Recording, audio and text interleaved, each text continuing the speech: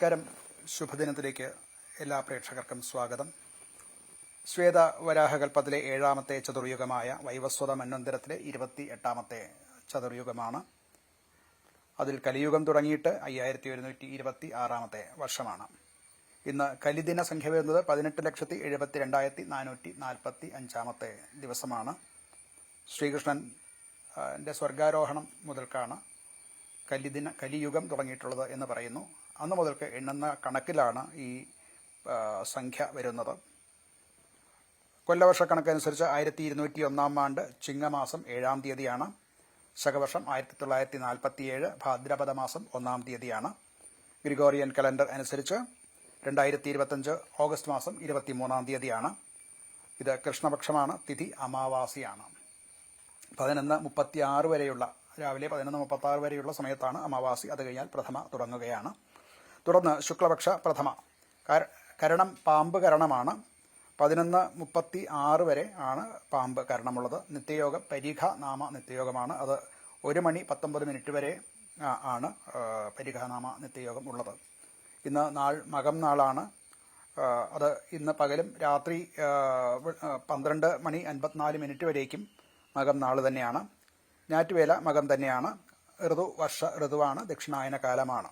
ഇന്ന് ദിവസം ശനിയാണ്. ശനിയുടെ കാലഹോരയിൽ തുടങ്ങുന്ന ദിവസമാണ്. ഇന്ന് ഉദയം സംഭവിക്കുന്നത് രാവിലെ 6:18:50 ഉദയം സംഭവിക്കുന്നു. വൈകിട്ട് 6:34:10 അസ്തമയം സംഭവിക്കുന്നു.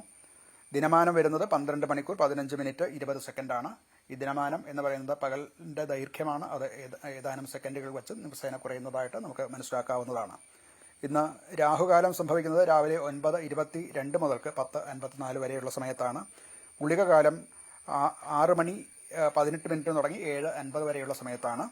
യമകണ്ഠക കാലം വരുന്നത് ഉച്ചയ്ക്ക് 1:58 തുടങ്ങിയിട്ട് 3:30 വരെയുള്ള സമയത്താണ്. യമകണ്ഠകൻ, ഗുളികൻ, രാഹു ഇതെല്ലാം വർജ്യങ്ങളായിട്ടുള്ള കാലമാണ്. ആ സമയത്ത് പ്രധാനപ്പെട്ട കാര്യങ്ങൾക്ക് തുടക്കം കുറിക്കാതിരിക്കാൻ ശ്രദ്ധിക്കേണ്ടതാണ്.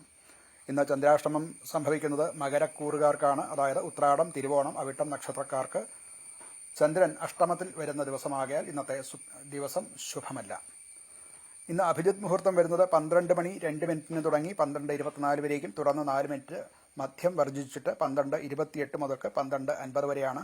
പൊതുവിൽ പറഞ്ഞാൽ 12:02 മുതൽക്ക് 12:50 വരെയാണ് അഭിജിത് മുഹൂർത്തം. ഈ മുഹൂർത്തം മറ്റ് മുഹൂർത്തങ്ങളില്ലാതെ വരികയും ദോഷ ദിവസങ്ങളും ഒക്കെ ആണെങ്കിൽ പോലും ഇതൊരു സുമുഹൂർത്തമായിട്ട് എടുക്കാം എന്ന് ആചാര്യ സമ്മതമുള്ളതാണ്.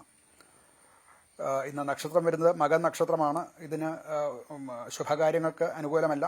പിതൃകാര്യങ്ങൾ ചെയ്യുന്നതിന്, അതുപോലെ ജലാശ്രയ കാര്യങ്ങൾ, ജലം സംബന്ധിച്ചുള്ള കാര്യങ്ങൾ, വിവാഹം, യുദ്ധം, അതുപോലെ സാഹസകൃത്യങ്ങൾ ഇതിനൊക്കെയാണ് ഈ നാള് അനുകൂലമായിട്ടുള്ളത്.